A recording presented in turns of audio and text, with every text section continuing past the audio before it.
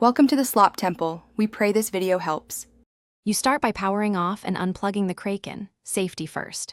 Next, firmly yet gently peel each ear cushion straight away from the housing until the clips release. Do not twist. Once removed, examine whether the cover is leatherette or woven fabric.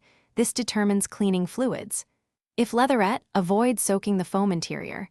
If fabric, a light surface rinse is acceptable. Keep the drivers and wiring dry by shielding them with a cloth while you prepare cleaning solution and tools.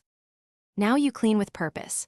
Mix 1 cup warm water with 1 teaspoon mild detergent. For leatherette covers, dampen a microfiber cloth, wring to 0. 5 damp and wipe the surface. Avoid saturating foam. For fabric cushions, submerge cover briefly, gently squeeze out excess water, do not twist, and use a soft brush to lift grime. Once clean, rinse cloth in clear water and go over surfaces again to remove soap residue. Make sure to keep driver openings covered and let excess water drain away. Finish by drying carefully. Place cushions in a shaded, well-ventilated spot for 12 to 24 hours. Never use a hairdryer or heater because heat deforms foam. Once completely dry, align each cushion's clips with the headset rim and press evenly until they click into place.